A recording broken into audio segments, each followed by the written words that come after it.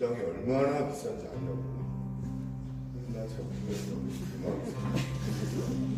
그랬는데 그 말을 들었는데 오늘 아침에 기도하면서 보니까 하나님 정말로 제가 예수님을 이렇게 귀중하게 생각하는지, 정말로 내 땅이 얼마나 비싼 것보다 예수님의 이름이 더 귀중하고 예수님의 이름이 더 값어치고 예수님의 이름이 더 좋은지 참 보배가 되시는 주님이신지 다시 확인하고 싶더라고요. 그래서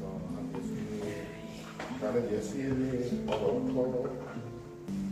나는 예수님이 더 좋습니다. 뭐 옆에 보니까 뭐 첼리투스도 뭐 40억, 30억 하는데 하나님 나는 뭘 세상에서 좋습니다. 예수님이 좋습니다.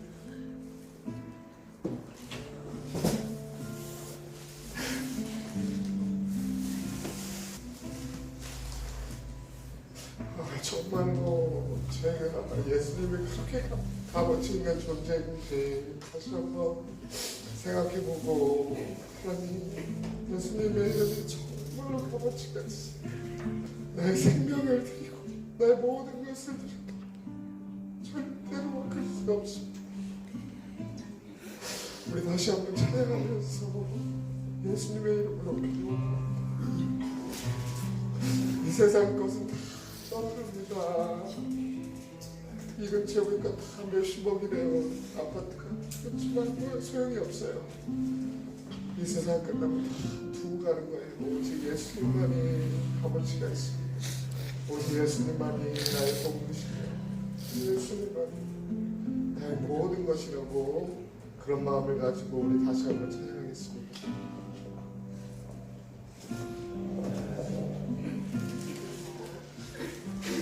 I love you, Lord. 네, 사랑해요.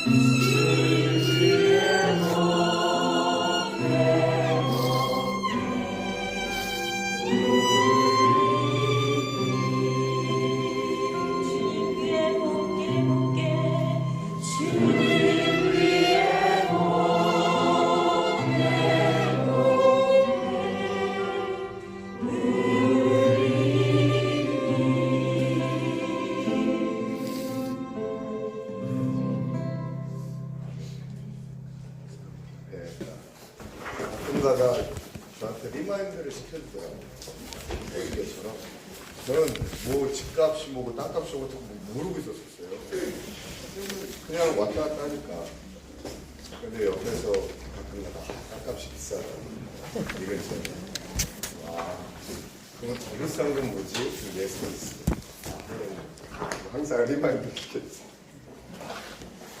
예, 오늘 이제 마지막 강의예요. 저희가 로마서 1장부터 16장까지 이제 쭉 가잖아요. 근데 너무너무 좋은 게 이거 다 제가 준비하고 드라마 바이블을 딱 로마서를 듣는 순간 어우 잘 연결이 되더라고요. 1장부터 어이 좋다. 그렇게 한번 해보세요. 다 듣고 드라마면서 12장 1장 2절 이게 그 핵심이죠. 저희가 복음대로 어떻게 살아야 되는지 이것이 핵심이라 계속 반복하고 있어요. 같이 한번 읽어보겠습니다.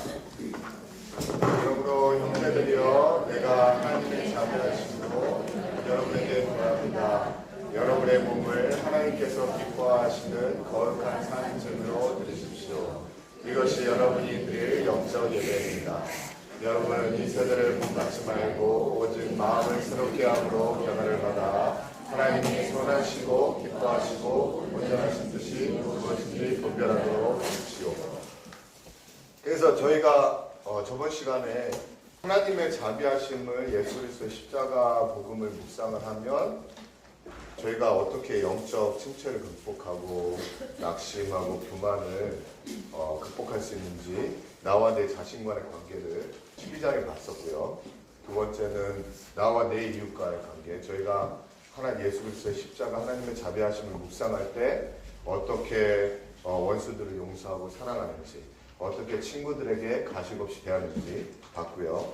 그리고 저희가 예수 그리스도를 묵상할 때 우리가 어떻게 국가에 순종을 하고 불순종을 해야 될지 얘기를 했고요.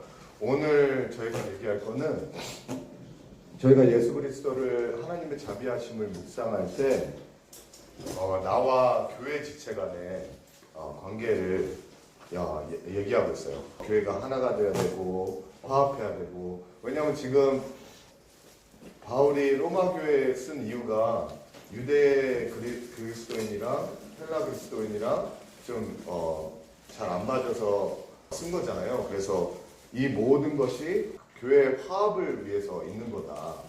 그러면서 왜 그러면 교회가 유대 그리스도인이나 헬라 그리스도인이 화합해야 되냐? 그거 보면 15장 16절에 보면 같이 한 목소리로 하나님께 찬양드리고 예배드리고 같이 한 마음으로 선교하기 위해서다. 그러면서 이제 끝이 나요. 그래서 한번 쭉 볼게요. 예, 우선은 저희가 하나님의 자비하심을 묵상하면서 교회가 하나 되기를 바라는 마음이 14장부터 나와요. 그래서 요한복음 17장 22절 예수님이 얘기하신 걸 같이 읽겠습니다. 아버지께서 내게 주신 영광을 내가 그들에게 주었습니다. 이것은 우리가 하나인 것 같이 그들도 하나가 되게 하려는 것입니다. 내가 그들 안에 있고 아버지께서 내 안에 계신 것은 그들이 완전히 하나가 되게 하는 것입니다. 그것은 또 아버지께서 나를 부르신 것 같아 아버지께서 나를 사랑하신 것처럼 그들도 사랑하셨다는 것을 세상에 알게 하려는 것입니다. 여기에서 예수님이 마지막 기도를 드리면서 예수님과 하나님이 하나인 것 같이 우리도 예수님만 있게 해달라고 기도하고 있어요. 그래서 그게 저희 교회가 지향하는 목적이에요.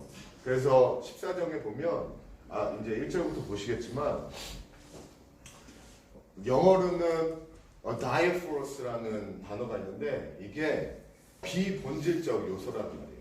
이게 나쁘지도 않고 좋지도 않고 morally neutral. 그러니까 굉장히 윤리적으로 중립적인 거. 그거는 우리가 그것 때문에 싸우지 말고 그거는 받아줘야 된다. 교회 안에서. 그러면서 이제 얘기를 해요. 예를 들어서 고린도전서 1장 11절 볼게요. 같이 읽겠습니다. 그들을 통해 여러분에 대한 말, 곧 여러분 가운데 다툼이 있다는 말을 내가 들었습니다. 내가 말하는 것은 이것입니다. 곧 여러분이 제각기 나는 바알파다, 나는 아볼로파다, 나는 게바파다, 나는 그리스도파다 라는 것입니다. 그리스도께서 나뉘었습니까? 바울이 여러분을 위해 십자가에 못 박혔습니까? 또 여러분이 바울의 이름으로 세례를 받았습니까? 내가 하나님께 감사하는 것은 여러분 가운데 그리스도 가이오 외에는 내가 아무에게도 세례를 주지 않았다는 것입니다. 예, 여기에서 무슨 말을 해요? 고린도 교회가 갈렸다는 거죠. 파당이 많다는 거죠. 나는 게바파, 아볼로파, 바울파. 그래서 갈린 이유 중에 하나가 세례인 것 같아요. 나는 베드로한테 세례를 받았어. 아볼로한테 세례를 받았어. 그래서 나는 그 파야. 그랬는데 그거는 세례는 비본질적이라는 거예요. 본질은 복음이라는 거죠. 그래서 나는 세례를 당신들에게 세례를 안 베푼 게 너무너무 감사하다는 거예요. 복음만 전했다는 게 너무너무 감사하다는 거예요. 그래서 여기에서의 본질은 복음이고요. 세례는 비본질이라는 거죠. 그게 그 영어로 diaphoros,라는 거가 비본질이라는 것을 여기서 세례가 example로 나오고 있어요. 그래서 14장 1절 같이 읽을게요. 여러분은 믿음이 약한 사람을 받아들일 때 그의 견해를 논쟁거리로 삼지 마십시오. 예, 여기서 보면 논쟁거리가라는 말이 그 헬라어로 디알로기스모예요. 근데 영어로 다이얼로그이라는 말 있죠. 다이얼로그, 서로 얘기하는 거, 그죠? 다이얼로그. 그게 이 논쟁거리라는 거예요. 그래서 진리는 논쟁거리가 될 수 없어요. 진리는 진리예요. 그죠? 예수 그리스도의 죽으심과 부활하심은 거기에서 무슨 논쟁이 있겠어요? 그죠? 명확한 거예요. 죽으심과 부활하심. 복음은 논쟁이 될 수가 없어요. 그렇지만 아까 말씀드린 비본질적인 거는 논쟁거리가 될 수 있다는 거죠. 근데 교회 안에서 논쟁거리가 될 만한 것은 받아들이라는 거예요. 그래서 아까 예를 들어서 세례를 아까 예를 들었죠. 그래서 세례가 뭐 어떤 침례교는 침례를 주고 물에 완전히 들어가고, 그리고 장로교와 감리교는 그냥 세례를 주고 손으로 이렇게 물을 얹어놓고, 그거에 대해서 싸우지 말라는 거예요. 비본질이라는 거죠.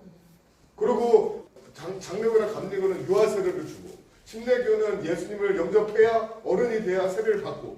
그런데 그건 비본질적이라는 거예요. 그래서 그런 이슈가 나오면 받아들이라는 거죠, 여기서. 왜냐하면 교회가 하나 되기 위해서.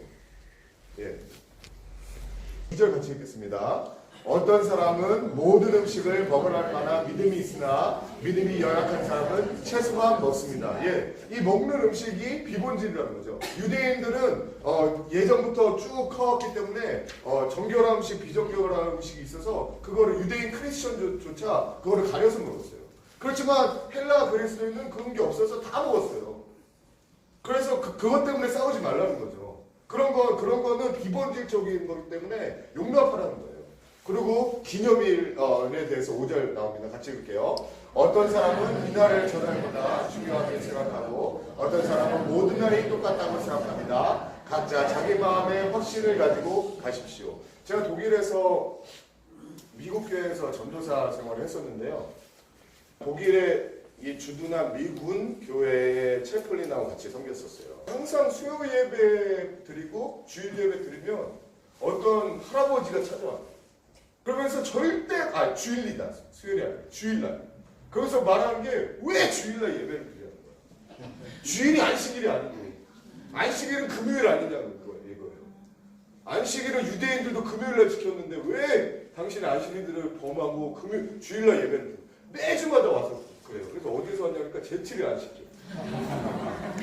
그래서 계속 와가지고 그거에 대해서 얘기를 하는 거예요.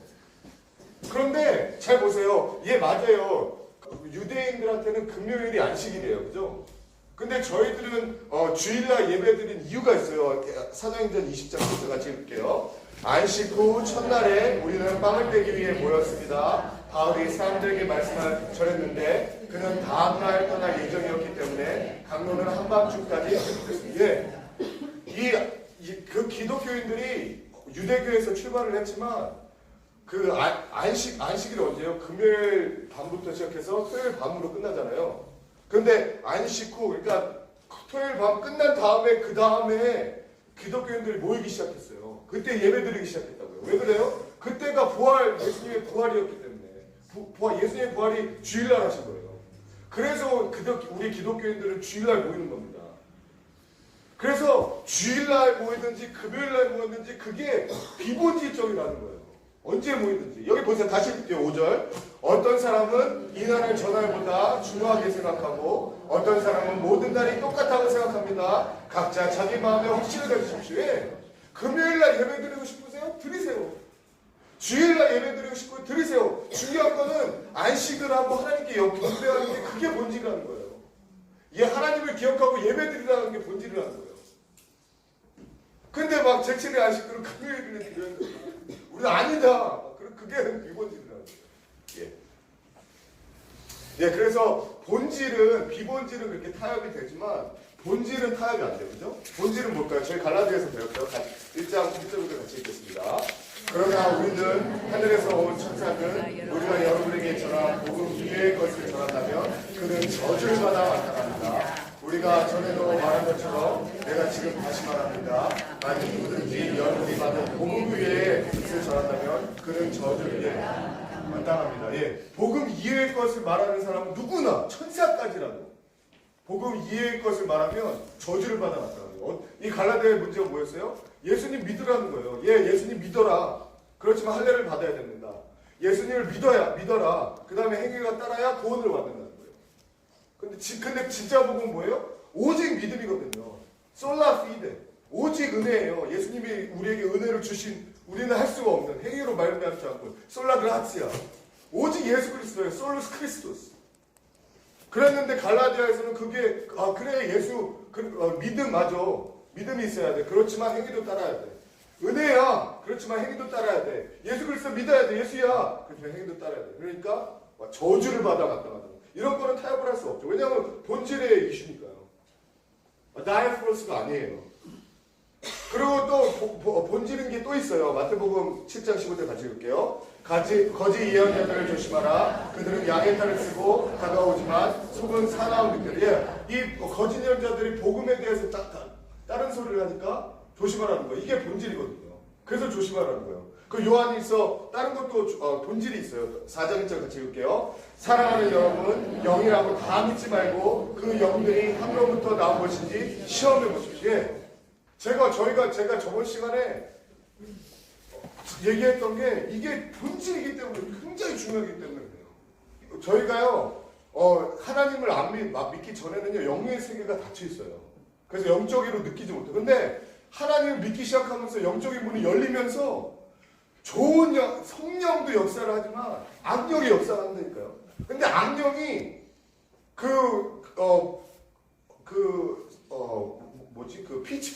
피치포크가 창을 딱 들고 머리에 뿔이 나고 뒤에 막 꼬리가 있고 그래서 사탄이로 와가지고 나 악령이야 그러지 않아요. 성경에 보면 Devil looks like a dazzling light. dazzling. 눈부시는 천사와 같이 나타난다 그랬어요. 그렇기 때문에 분별하라는 거예요. 악마가 악마처럼 나타나면은 당연히 분별이 가능하죠. 근데 저희가 영적 체험을 할 때요, 성령도 역사를 하는데 악마가 성령같이 나타났다니까요. 그러니까 처음에 예수님을 만났어요. 그래서 너무너무 예수님의 성령체험이 너무너무 좋은 거예요. 그런데 분별을 못 하잖아요. 그러니까 막 악령이 나타나서 얘기를 하는 것도 성령처럼 보인다니까. 왜냐면 굉장히 찬란하거든요. 그렇기 때문에 이건 본질이기 때문에 되게 조심하셔야 돼요. 이 영이라고 다 믿지 말고요. 시험을 해봐야 돼요. 어떻게 시험을 해요? 말씀을 가지고. 말씀을 가지고. 지금 진짜로 본질이에요. 복음하고 이 영의 세계는요, 본질 중에 본질이에요. 저도 목회를 하면서 이 영적인 것 때문에 교회가 갈리는 쪼개지는 게 엄청 많이 봤고요. 막 은사라고 해서 막 은사 집회를 하는데 성령의 은사는요, 열매를 보고 안다 그랬어요. 그죠? 근데 은사 집회를 하는데 열매가 이상하게 들어오면 그건 이상한 거잖아요. 은사 집회를 했는데요, 어떤 사람이 막 방언 받았다, 예언을 한다고 그래서 예언 기도를 받는다 그렇게 받았는데 나중에 가니까 완전 미쳤어요. 옷 다 먹고요. 어떤 권사님인데. 그러면 그거 이상한 형 아니에요? 그래서 정말로 조심하셔야 돼요. 정말로 조심해요. 그래서 이거는 타협을 할 수가 없어요. 그래서 성령이 역사할 때는 악한 영이 역사하기 때문에 항상 영이라도 다 믿지 말고 항상 분별하고 또 분별하고 cautious. 항상 조심하셔야 돼요. 예. 그리고 하나님이 말씀을 주셨으니까 항상 말씀이 굉장히 중요해요. 그래서 말씀이 먼저죠. 그래서 말씀을 가지고 항상 분별하시는 게 이게 본질이라는 거죠. 예. 그래서 3절 같이 읽을게요. 먹는 사람은 먹지 못하는 사람을 업신여기지 말고 먹지 못하는 사람은 먹는 사람을 판단하지 마십시오. 이는 하나님께서 그 사람을 받으셨기 때문입니다. 예. 그래서 여기에서 보면 자칫 믿음이 강하다, 약하다고 하는 사람이 있고 자칫 믿음이 강하다고 얘기하는 사람이 있어요. 그래서 먹는 사람, 이 먹는 것을 가지고 얘기를 하는데 14절 같이 읽을게요. 내가 주 예수 안에서 알고 확신하는 것은 이것입니다. 무엇이든지 그 자체로 부정한 것은 없고 다만 부정하다고 여기는 사람에게만 부정합니다. 마가복음. 예수께서 다시 사람들을 불러 말씀하셨습니다. 너희는 모두 내 말을 잘 듣고 깨달으라. 몸 밖에 있는 것이 사람 속에 들어가 사람을 더럽게 하지 못한다. 오히려 사람 속에서 나오는 것이 사람을 더럽게 하는 것이다. 예. 정말로 믿음이 자칫 강하다고 하는 사람은요, 이런 먹는 거에 대해서 별로 꺼리낌이 없어요. 그죠? 그래서 술, 춤, 유행가, 이렇게 조금씩 하면서 즐기면서 생활할 수 있어요. 왜냐하면 항상 얘기하는 게 성경에는 술 마시지 말라고 얘기하지 않고 술 취하지 말라고 그러잖아요. 그죠? 그래서 항상 그 논리가 그거예요. 술 마시면서 신앙생활 하시는 분은 마시지 말라는 데가 어딨냐. 예수님이 와인을 만들었는데. 그리고 술 취하지만 말라 그랬지. 그래서 홀짝홀짝 잘 마시는 분이에요. 네. 그리고요, 신앙생활도 잘 하세요. 근데 거기에 그거 먹는 사람은 먹지 못하는 사람 없이 여기지 말고 먹지 못하는 사람은 판단하지 말고 그래서 바울이 뭐라 그러냐면 이거는 비본질이라는 거예요. 술을 마시고 안 마시는 거는 비본질이라는 거예요. 그래서 그렇게 막 훌쩍훌쩍 마시면서 신앙생활 잘한다? 그럼 판단하지 말라는 거예요. 그러세요? 그럼 술 잘 마시면서 하세요. 그래 정말 그렇게 해야지 교회가 하나 된다는 거예요. 그런데 고린도전서 8장 4절 7절 같이 읽을게요. 그러므로 우상에게 바쳐진 재물을 먹는 일에 대해 말하자면 세상에 있는 우상은 아무것도 아니며 신은 하나님 한 분밖에 계시지 않은 것을 우리가 알고 있습니다. 그러나 모든 사람에게 지식이 있는 것은 아닙니다. 어떤 이들은 지금까지도 우상 숭배하는 습관에 젖어 있어서 우상에게 바쳐진 재물을 먹을 때 정말 우상의 것이라고 생각하고 먹음으로 그들의 양심이 약해지고 더러워집니다. 예.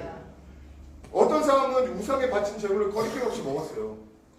근데 어떤 사람은 우상에 바친 것 때문에 학을 떼어서 못 먹어요. 똑같아. 술도 마찬가지예요.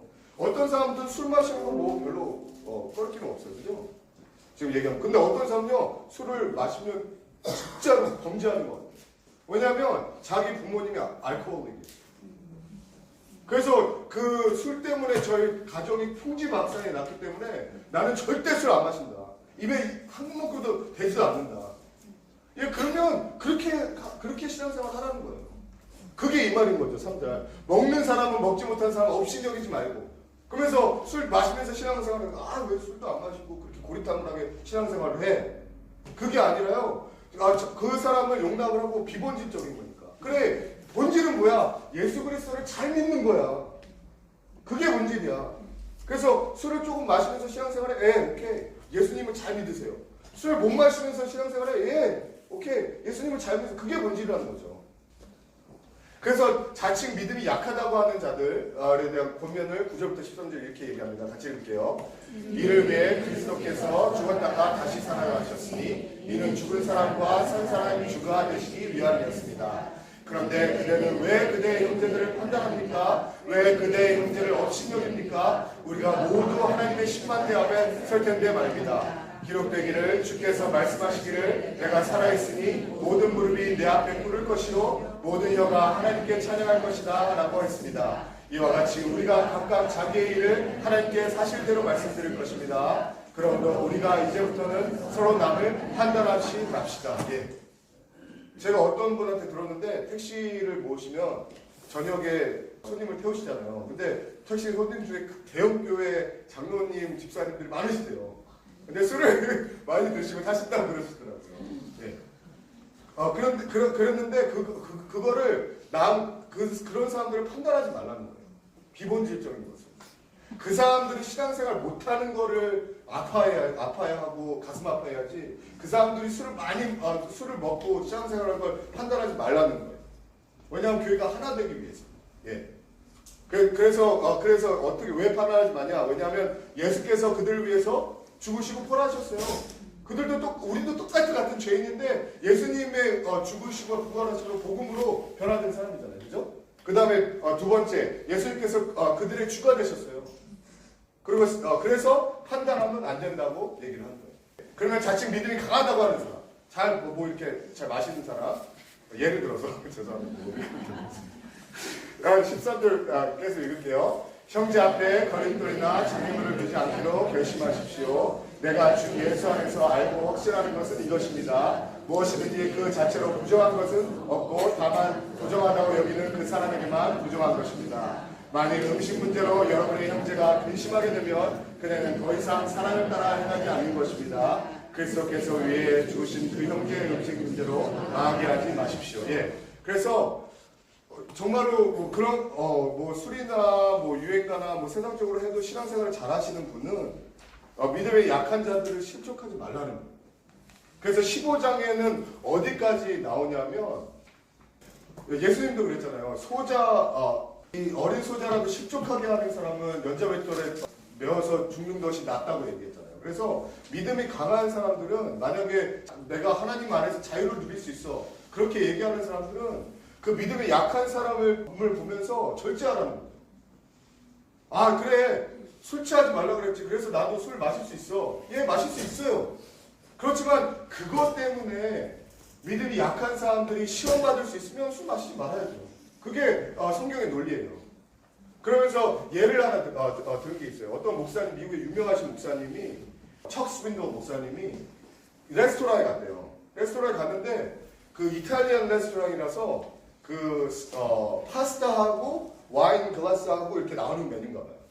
그런데 와인이 너무너무 맛있게 생긴 거예요. 그래서 가가지고 파스타 주문하고 와인 이렇게 한 잔 주문해야지. 그랬는데 와인 마음속으로 와인을 주문하면 안 되겠다. 그래서 그냥 음료수를 주문했대요. 소다를. 그랬는데 웨이터가 와가지고 무엇을 주문하시겠습니까? 그래가지고 파스타 얘기를 하는데 파스타 주세요. 그런데 자기를 킹크링 쳐다보더라고요. 왜 그러지? 그랬는데 그래서 와인을 주문하지 않고 소다를 주문을 했는데 나중에 웨이터가 서브를 하면서 내가 당신 생각났다고. 당신 설교 내가 맨날 듣는다고. 그러면서 얘기하기를 나는 목사님이 와인을 주문하실 줄 알았다. 왜냐하면 파스타하고 와인이 나오니까.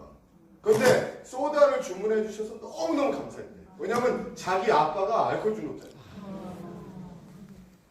그러니까 연약한 사람을 위해서 우리가 하나님 안에서 다 먹을 수 있는 자유가 있어요. 왜냐면 그건 비본질이잖아요. 마시고 먹는 거는. 우리가 예수님을 믿는 게 본질인데. 그렇지만 연약한 사람을 위해서는 안 하는 게 더 낫다는 거죠. 예. 그래서 로마서 14장 21절 같이 읽을게요. 고기도 먹지 않고 포도주도 마시지 않고 형제를 넘어지게 하는 어떤 일도 하지 않는 것이 좋습니다. 9절 모든 것이 허용되나 모든 것이 유익한 것은 아닙니다. 모든 것이 허용되나 모든 것이 덕을 세우는 것은 아닙니다. 누구든 자기 유익을 구하지 말고 남의 유익을 구하십시오. 예, 이 말을 한 거죠. 그 다음에 그래서 둘 다 자칭 믿음이 강하다고 하는 자유를 누린다고 하는 사람과 아닙니다. 자유를 못 누린다는 사람이 둘 다 해야 되는 이유가 여기 있어요. 첫 번째, 하나님께서는 오직 믿음으로 우리를 의롭게 여기시기 때문입니다. 3절 같이 읽을게요. 먹는 사람은 먹지 못하는 사람을 업신여기지 말고 먹지 못하는 사람은 먹는 사람을 판단하지 마십시오. 이는 하나님께서 그 사람을 받으셨기 때문입니다. 두 번째, 심판자는 오직 하나님이시기 때문에 우리가 서로 용납하라는 거예요. 판단하지 말고. 4절, 여러분이 누구기에 남의 종을 판단합니까? 그에 서고 넘어지는 것이 자기 주인에게 달려있습니다. 주께서 그를 세우실 수 있으니 그가 세움을 받을 것입니다. 예. 그리고 세 번째, 내가 좀 더 심사숙고하고 말씀 오고 그러니까 소위 말해서 너나 잘하라는 거예요. 예, 14절 5절 같이 읽을게요. 어떤 사람은 이 날의 전날보다 중하게 생각하고 어떤 사람은 모든 날에 똑같다고 생각합니다. 각자 자기 마음에 확신을 가지고 하십대. 자기 믿음 가지고 나 잘하면 되는 거예요. 우선 판단하지 말고. 예, 죄송합니다. 그 말을 왜 나왔지? 예, 그래서 교회 안에서 이렇게 이 자칭 믿음의 강한 자와 약한 자가 화합을 하라는 거죠. 22장 24절 같이 읽을게요. 그대가 가지고 있는 믿음을 하나님 앞에서 스스로 견고히 지키십시오. 자신이 옳다고 생각하는 일을 하면서 스스로 자신을 정죄하지 않는 사람은 복이 있습니다. 그러나 의심함을 먹는 사람은 이미 정죄를 받았습니다. 이는 믿음에서 나온 것이 아니기 때문입니다. 믿음으로 하지 않는 것은 다 죄입니다. 마태복음 7장 15절. 거짓 예언자들에게 조심하다. 그들은 양의 탈을 쓰고 다가오지만 속은 사나운 것이다. 예, 아까 쭉 봤었죠. 그래서 마지막에 그 결론이 첫 번째는 형제를 정죄하지 않는다. 그 다음에 말씀과 기도를 통해 자신의 믿음에 따라 행한다. 하지만 나의 행위로 인해 내 형제를 실족하지 않도록 한다. 이 말을 한 거예요. 그래서 15장 1절 같이 읽을게요. 우리 강한 사람들은 마땅히 연약한 사람들의 약점을 감싸주고 자기가 기뻐하는 대로 하지 않도록 해야 합니다. 예. 우리에게 자유가 있어요. 비본질이기 때문에 다른 마실 자유, 행할 자유. 그렇지만 연약한 사람들을 위해서 자기가 기뻐하는 대로 하지 않도록 해야 합니다. 얘기하고 있죠. 왜냐하면 목적이 뭐예요? 교회 성도들 간의 화합 때문에. 예. 화합이 왜 중요한지 나오고 있어요. 3절 같이 읽겠습니다. 그리스도께서도 자기를 기쁘게 하지 않으셨습니다. 기록되기를 주를 욕하는 사람들이 그 욕에 내게 미쳤다라고 한 것입니다. 예. 항상 바울이 얘기를 하면 왜 그렇게 해야 되는지 이유를 얘기해요. 무슨 이유죠? 주의 자비하심으로 in view of God's mercy. 항상 우리가 왜 하나님께서 자유를 주셨는데 자유를 누리면 안 되죠? 왜냐하면 그리스도도 자유를 누리지 않으셨기 때문에. 항상 저희가 왜 행동을 해야 되는데 왜 그렇게 해야 돼? 그건 항상 복음이에요. 복음 때문에. 왜 그렇게 해야 돼요? 복음 때문에.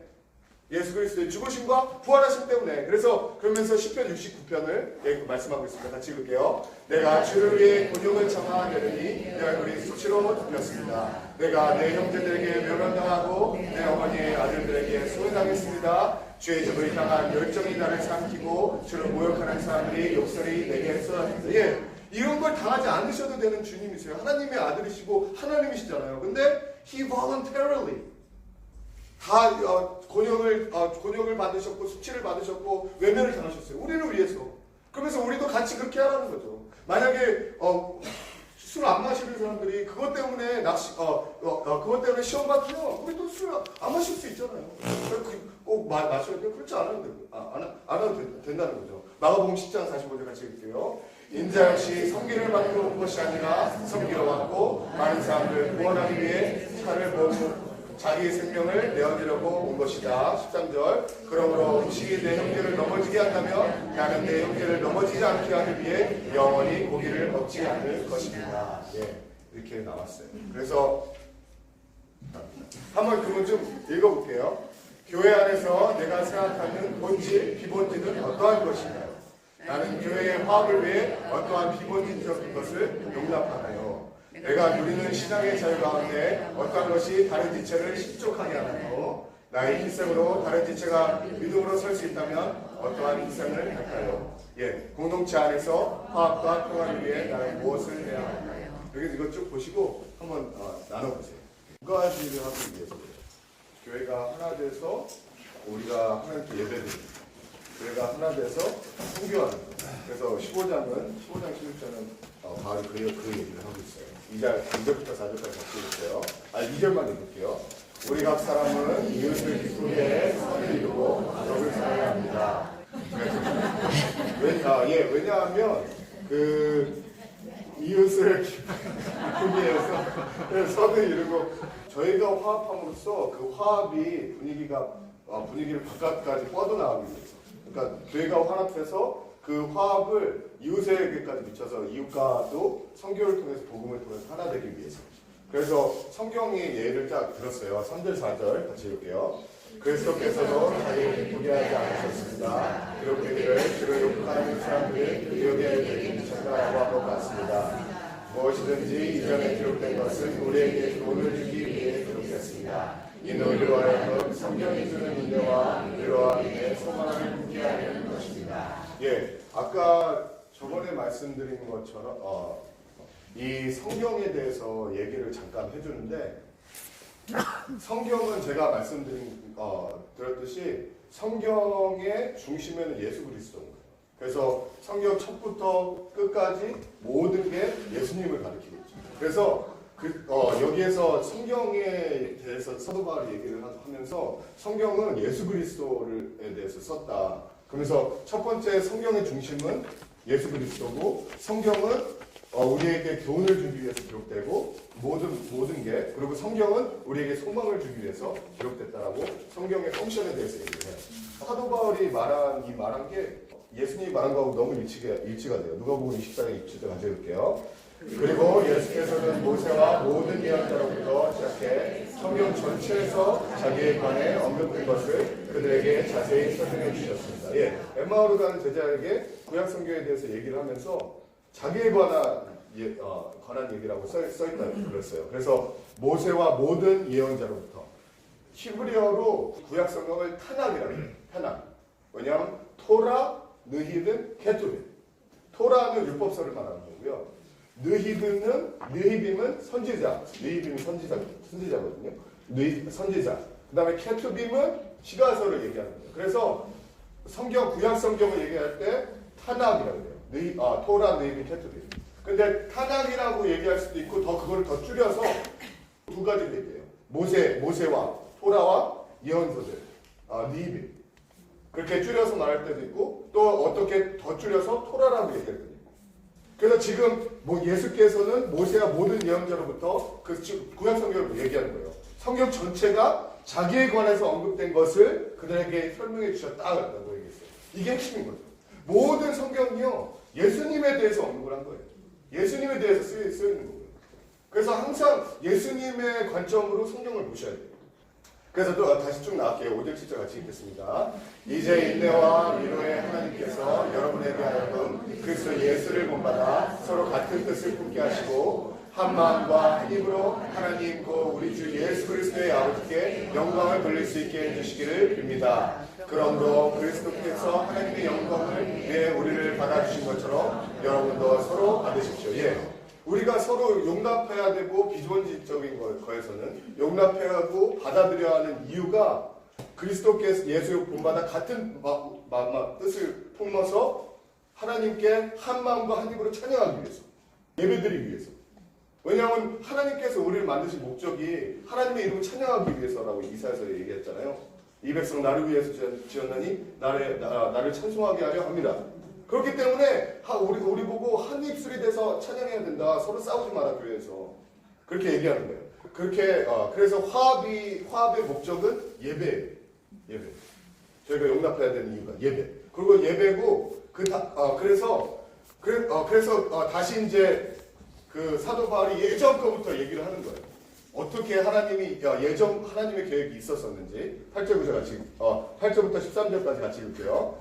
내가 말하는 것은 이것입니다. 그리스도께서는 하나님의 진실하심을 위해 할례받은 사람이 종이 되셨습니다. 이는 그 사람에게 주신 약속을 확증하시고 이방 사람들로 그 국민하심을 받아 하나님께 영광 돌리게 하시는 것입니다. 기록되기를 그러므로 내가 이방 사람들 가운데서 주께 찬양을 드리며 주의 이름을 찬송합니다 라고 한 것과 같습니다. 또 말하기를 이방 사람들아 주의 백성과 함께 기뻐하라 라고 했고, 또 말하기를 모든 이방 사람들아 주를 찬양하며 모든 백성들아 그를 찬송하라 라고 했으며, 또 이야기를 이새의 뿌리 곧 이방 사람들의 다스리기 위해 일어나는 이가 있으니 이방 사람들이 그 안에 소망을 이룰 것이다 라고 했습니다. 이제 소망의 하나님께서 여러분의 믿음 생활 가운데 모든 기쁨과 평강을 충만하게 하셔서 성령의 능력으로 소망의 흙을 입니다. 예, 여기서 얘기하는 게 왜 화합하라고 그러냐면 그게 하나님의 디자인이었다는 거죠.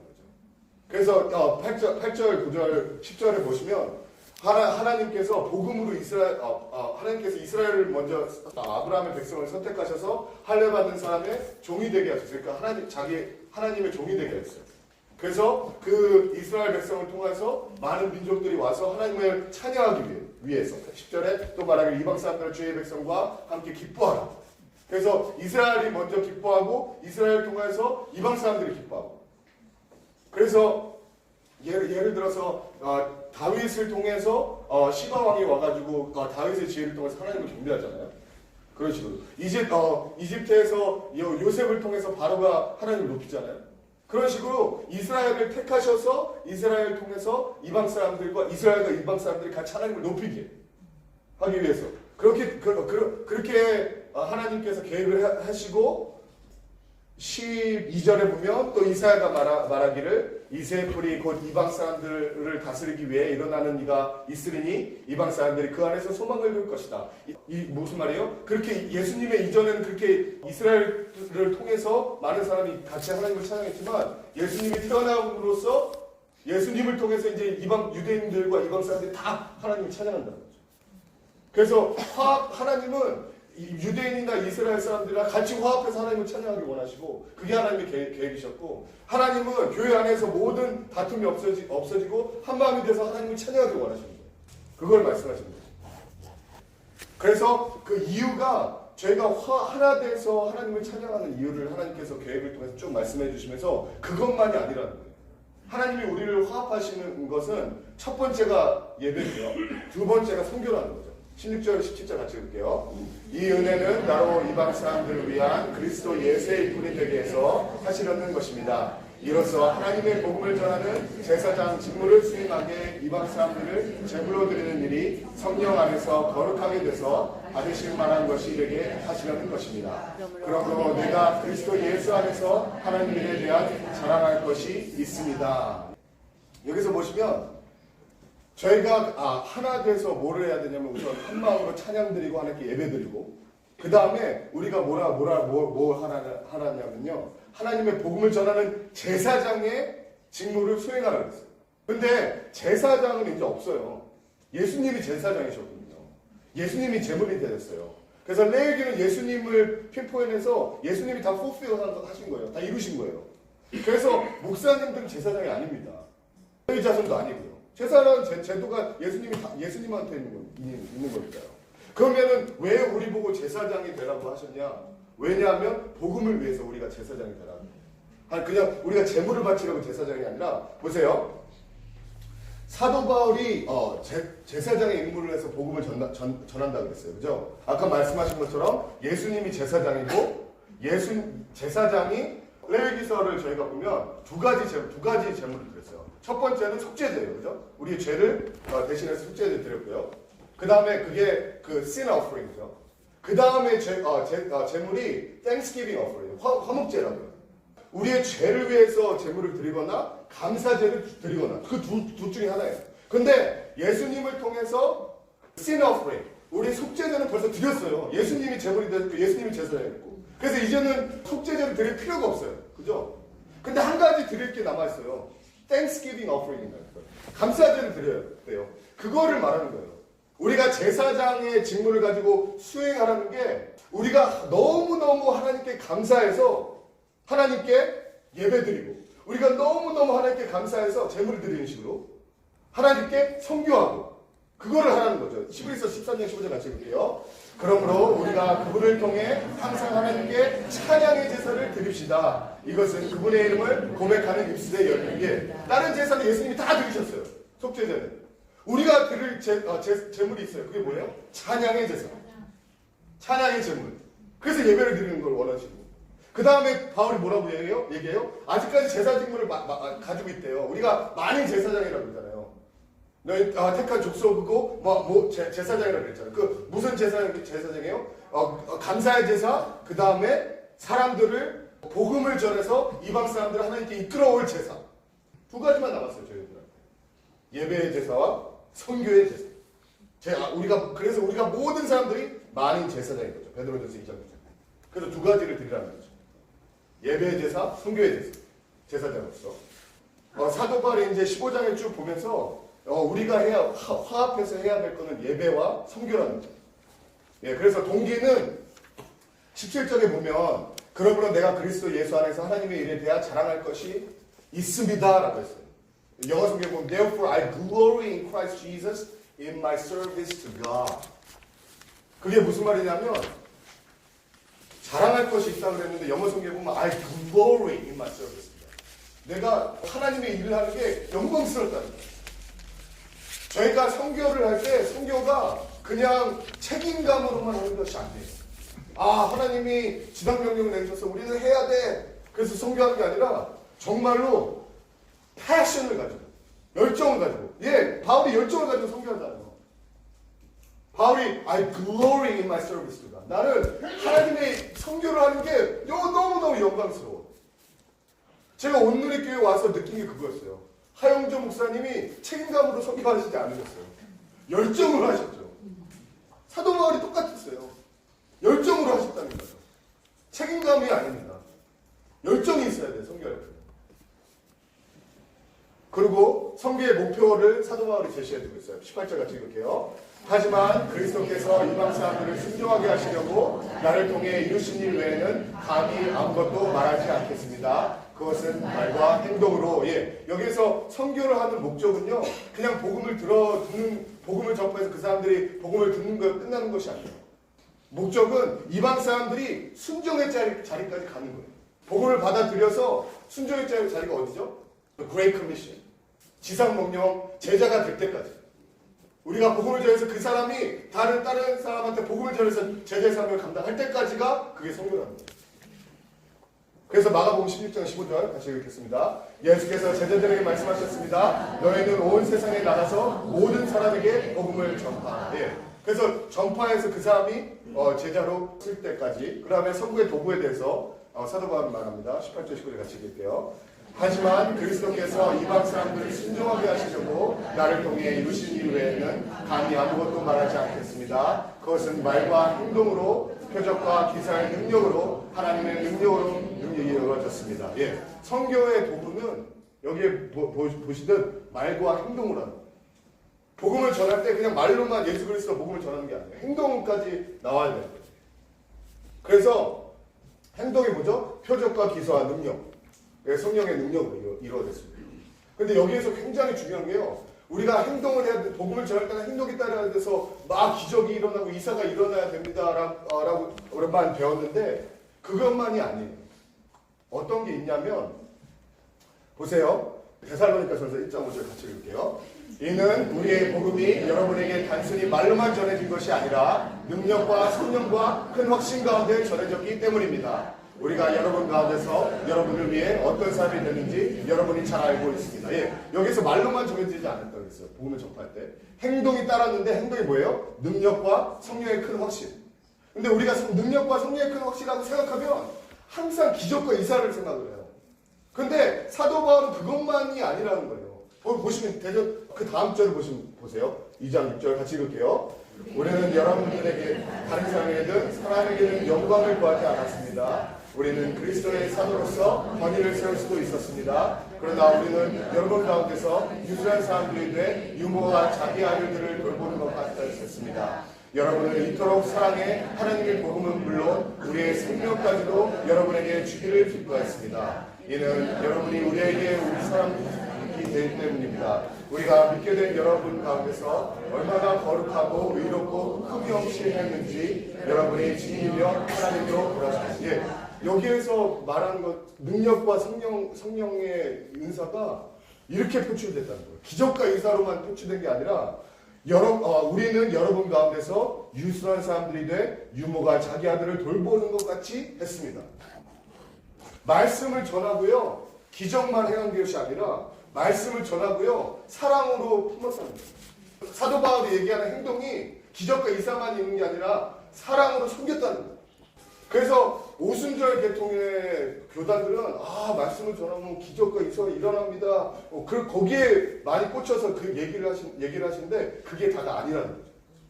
우리가 복음을 전할 때 기적과 이사가 일어나는데 기적과 이사이 그것 중에 최고가 뭐예요? 사랑이라는 거예요. 그래서 그 사람들에게 사랑으로 섬겼다는 거예요. 유모처럼. 그러면은 왜 기적과 이사를 성경에서 기록해 놨는지 제가 잠깐 설명해 드릴게요. 제가 말씀드렸잖아요. 저번 시간에 하나님이 우리에게 바로 직접적으로 얘기할 수 있었어요. 그죠? 그래서 계시로 바로 계시로 내가 하나님이 나으다 그렇게 할 수 있어요.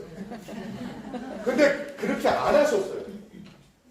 왜냐하면 하나님은 우리의 의사를 존중하세요. 그게 사랑의 하나님이세요. 사랑을 억지로 하면은 사랑이 아니에요. 그래서 우리가 voluntarily, 우리가 자유의지로 하나님을 사랑할 때 그게 사랑의 관계가 되는 거예요. 그렇기 때문에 하나님은 우리하고 어떻게 커뮤니케이션을 했냐면 직접 강제로 내가 살아있다라고 얘기하지 않고 내가 살아있으면 성경을 통해 자발적으로 나한테 나와. 성경을 펴, 성경을 읽어, 성경을 들어. 그러면 너와 나와 관계가 사랑의 관계가 형성될 수 있어. 그래서 자유의지를 주신 거죠. 그렇기 때문에 성경을 우리에게 주신 거예요. 바로 얘기하지 않고. 그죠? 근데 그 성경이 진짜 하나님 말씀인지 아닌지 어떻게 알아요? 왜냐면 하나님이 계시하셨다고 얘기한 종교들이 많아요. 구약도 그렇죠. 그리고 이슬람도 그래요. 쿠란이 하나님이 계시했다고 얘기를 해요. 그리고 그 기독교도 그러고 몰몬교도 하나님이 계시하셔서 몰몬경이 있잖아요. 그럼 어떤 게 맞는 거예요? 어떤 게 진짜 하나님의 계시죠? 그 하나님의 계시, 어떤 책이 하나님의 계신지를 확신해 주기 위해서 하나님이 기적과 이사를 보내주셨어요. 그래서 구약이 하나님의 말씀이야라고 컨펌 해주는 게 이적과 기사라는 거죠. 그래서 엘리야가 이적과 기사를 많이 행한 게 왜 그러냐면 엘리야가 기록한 말이 구약 성경이 하나님의 말씀이야. 코란이 아니고 몰몬경이 아니야. 그래서 기적을 많이 해주신 거예요. 사도들도 기적을 많이 행해주셨어요. 왜요? 예수 신학이 하나님의 말씀이야 라고. 그래서 하나님의 말씀이 들어가는 순간부터요 기적과 이사와 예언들은 점점 크게 나타나지 않아요. 왜냐하면 기적과 이사의 목적은요 하나님의 말씀이다라는 걸 가르쳐주기 위해서인 거예요. 그렇기 때문에 예전에는요 한국에도 기적과 이사가 많이 일어났죠. 그죠? 왜냐하면 사람들이 성경에 대해서 불신했었어요. 많은 사람들이 그 여권사 그리고 병원 같은 것도 없고요. 그러니까 기적과 이사가 많이 일어났죠. 그렇지만 기적과 이사가 많이 일어나서 사람들이 성경을 신뢰하는 사람들이 늘어나기 시작했어요. 그렇기 때문에 점점 기적과 이사가 줄어드는 거예요. 그게 당연한 거예요. 항상 그래왔어요. 제가 얘기한 건 기적과 이사가 중단됐다는 센세이셔널리즘이 아니에요.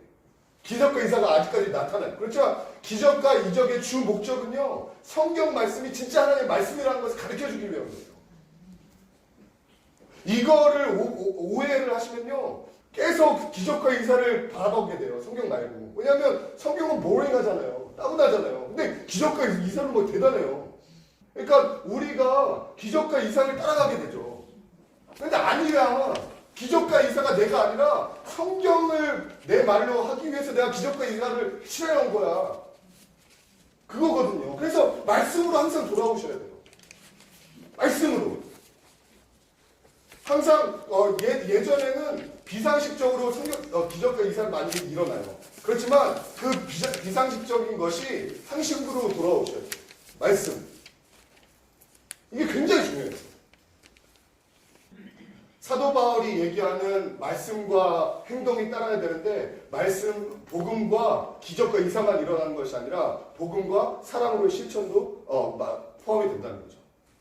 예. 그리고 네 번째 성도의 전략에 대해서 사도 바울이 얘기해주고 있어요. 19절 23절 같이 읽을게요. 표적과 기사의 능력으로 하나님의 성령의 능력으로 이루어졌습니다. 그래서 나는 예루살렘에서 일루군까지 두루다니며 그리스도의 복음을 널리 전파했습니다. 그러나 이제는 내가 이 지역에서 더 이상 일할 곳이 없고 또 여러 해 동안 여러분을 만나보고 싶어 소원이 있었으므로 여기서 보시면 바울이 예루살렘에서 일루기온까지 두루다니며 그리스도의 복음을 전파했대요. 그죠? 예루살렘이 여기예요. 그죠? 예루살렘이 여기고 일루리곤이 지금의 크로아시아, 동유럽 여기까지 다 전파했대요. 근데 말이 안 되는 게 여기를 다 전파하지 않았어요. 다 복음화되지 않았어요. 복음화된 거는 23절 보세요. 그러나 이제는 내가 이 지역에서 더 이상 일할 곳이 없다 그랬어요. 사도 바울은 벌써 다 전했대요. 저기 다. 무슨 말이죠? 사도 바울은 자기 복음의 전략이 큰 도시에 있었어요. 그래서 자기가 얘기하는 이곳에 더 이상 전할 수 없다는 말은 자기가 저 지역, 로마 저 지역을 다니면서 큰 도시에는 다 복음을 전했다는 거예요. 그래서 그 복음의 큰 도시에서 복음을 전하고 교회가 세워지면 그 도시 세워진 교회를 통해서 지방이 변화가 되고 그게 사도 바울의 전략이었던 거죠. 그게 그래서 요즘에도 선교를 큰 도시로 전략적인 선교를 하는 게 많아요. 지금 미국의 남침예교도 큰 도시로 선교 전략을 삼고 있고요. 그리고 팀켈러 목사님의 시리로 시리 거기도 큰 도시를 선교지로 해서 전하고 있는 거죠. 예, 그리고 도구 중에 하나가 사회 선교예요. 24절, 26절 같이 읽을게요. 스페인에 갈 때 여러분을 방문하게 합니다. 이것은 내가 지나가는 길에 여러분에게 들러 얼마간 여러분과 기쁨을 나눈 후에 여러분의 후원으로 그곳에 가기를 원하기 때문입니다. 그러나 지금은 성도를 섬기는 일로 예루살렘으로 가는 길입니다. 이는 마게도니아와 아가야 사람들이 예루살렘의 가난한 성도들을 위해 기꺼이 얼마를 기부했기 때문입니다. 복음을 전하려고 스페인을 가려고 하는데 스페인에 가려고 한 것을 잠시 중단했어요. 복음을 전하는 겁니다.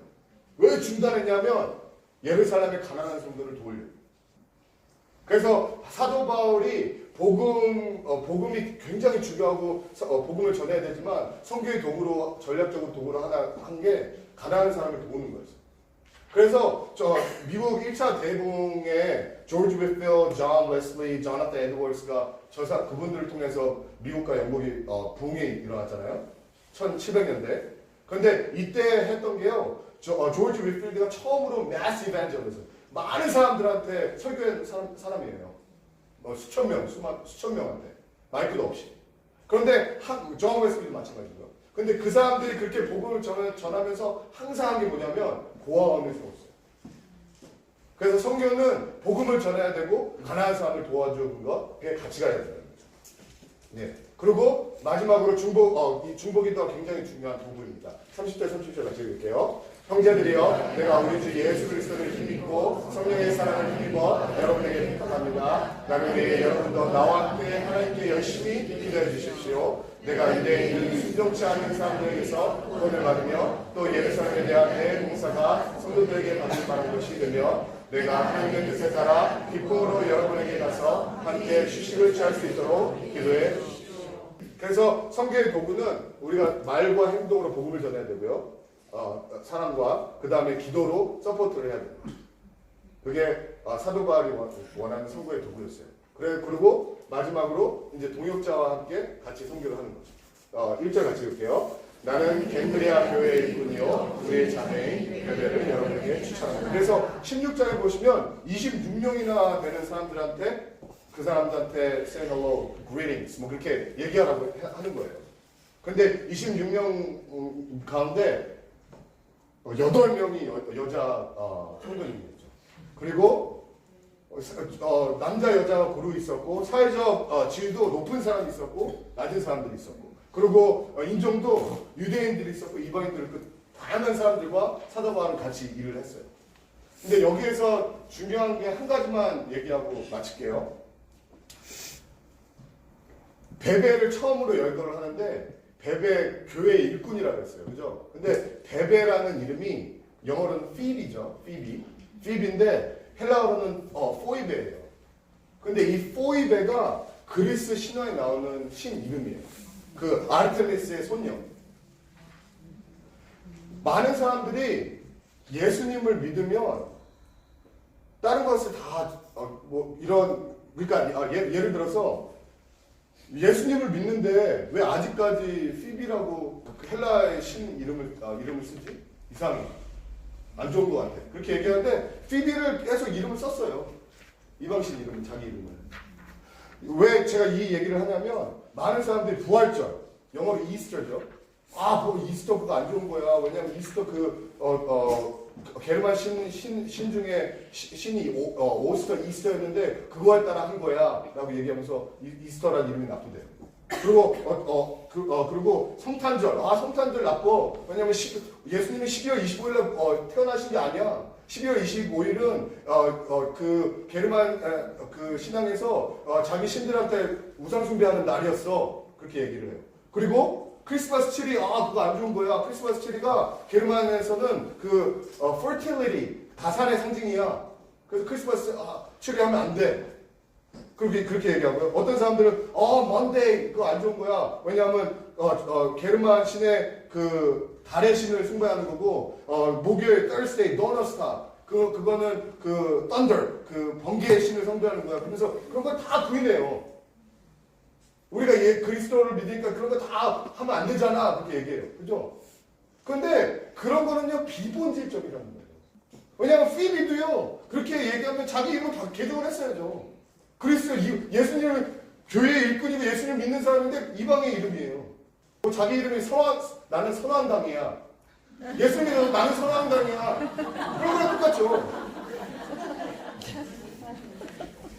그래서 이런 거는 비본질이라는 거예요. 본질은 예수 그리스도만 잘 믿으시면 돼요. 예. 왜냐면 이런 거에 대해서 가끔가다 들을 때가 있더라고요. 목사님, 뭐, 이런 거에 대해서 어떻게 생각하십니까? 뭐, 이렇게 우상숭배하는 단어들인데요. 우리가, 부활절은 그때 해도 되는 겁니까? 크리스마스 이때 해도 되는 겁니까? 이제는 그게 미닝이 다 없어졌어요. 우리가 포커스하는 거는요, 부활절은 예수 그리스도의 보고 신나면 돼요. 그게 4월이고 5월이고 뭐가 중요해요? 예수님의 부활을 찬양하면 되는 거지. 크리스마스가 예수님이 태어나실 때 그게 12월이건 어디고 뭐가 상관이에요? 예수님이 탄생하시고 참 기뻐하면 되는 거지. 그래서 저희가 이것을 쭉 봤어요. 같이 읽을게요. 로마서 복음을 통하여 첫 번째 하나님의 의를 나타내십니다. 로마서 1장 4절. 그 다음에 새로운 사람을 창조하십니다. 로마서 5장 8절. 이스라엘에 대한 하나님의 언약을 완성하십니다. 로마서 9장 11장. 그 다음에 교회 하나 되게 하십니다. 예. 이렇게 쭉 했는데 저희가 봤어요. 그죠? 1장부터 4장까지 하나님의 의가 어떻게 전달되는지. 그래서 하나님의 의가 바깥에서부터 우리 안에 임하니까 우리가 어떤 새로운 사람이 되는지. 유대인이며 그리스도인이며. 이방인이며. 그러니까 그래서 9장에 보니까 이스라엘 사람들은 어떤 하나님의 계획을 가지고 계셨는지. 그리고 4장에 보니까 그리스도인, 유대인 기독교인, 이방인 그리스도인 하나 돼서 같이 화합해서 같이 하나님께 예배하자. 같이 하나님 선교하자. 그렇게 하면서 마무리가 돼요. 네, 그래서 결론은 26장, 25절, 27절 같이 읽겠습니다. 하나님께서는 내가 전하는 복음과 예수 그리스도에 대한 선포를 따라 그리고 비밀의 계시를 따라 능히 여러분을 경고하게 하실 수 있습니다. 이 비밀은 영원 전부터 감추어졌다가 이제는 나타나게 되었으며 영원하신 하나님의 명령에 따라 예언자들의 글로 인해 믿고 순종하게 하시려고 모든 민족에게 알려주게 되었습니다. 오직 한 분이신 지혜로우신 하나님께 예수 그리스도에 인한 영광이 영원 무궁하기를 빕니다. 그러면서 복음과 예수 그리스도에 대한 선포를 복음에 대해서 얘기를 할 거예요. 예수님의 그리스도와 죽으신 것 부활하신. 그래서 그 복음이 모든 민족에게 알려졌다고 했어요. 그래서 이 모든 민족이 유대인, 기독교인들, 이방인 기독교인들 모든 민족이 하나님을 찬양하고 영광 돌리는데 있다라고 로마서가 끝이 나죠. 그러면 디스커션 타임을 한 15분 하고요. 아직 30분 남았으니까 그리고 마칠게요. 첫 번째 로마서 15장 3절 4절 이 성경에 있는 나에게 어떻게 보여주나요? 하나 성경의 중심은 예수 그리스도고 우리에게 교훈을 주고 소망을 줘요. 이것이 어떠하게 나에게 기대가 주는지 읽는 나에게. 두 번째 만인 제사장으로서 나는 책임감으로 예배와 선교를 합니까? 아니면 열정을 가지고 합니까? 그리고 나는 어떻게 선교에 동참하나요? 여기 15분 같이 나누고 마치겠습니다. 마틴 로이 존스 목사님이 웨스트민스터 채플에서 굉장히 명문적인 아시죠? 그분이 Logic on Fire라는 얘기를 굉장히 많이 하셨어요. 그러면서 그 말이 뭐냐면 바르게 알아야 바르게 행동할 수 있다고. 그래서 제 생각에는 저희가 성경 공부를 해야 되는 이유가 그런 것 같아요. 바르게 알아야 바르게 행할 수 있거든요. 근데 그게 로직이죠. 근데 it has to be on fire. 저희의 이성이 성령의 불로 충만해야 돼요. 왜냐하면 바르게 알아서 바르게 행동해야 되는데 우리는 행할 능력이 없어요. 그죠? 성령님께서 하시기 때문에 그래서 더욱더 기도해야 되고요. 정말로 지식은 우리를 교만케 하는 것 같아요. 그렇지만 정말 사랑만이 사람들을 세울 수 있기 때문에 저희가 더 배우면 배울수록 더 하나님께 나아가서 성령의 은혜를 구하고 겸손히 하나님께 나아갔으면 좋겠습니다. 아멘. 네, 감사합니다. 같이 했습니다.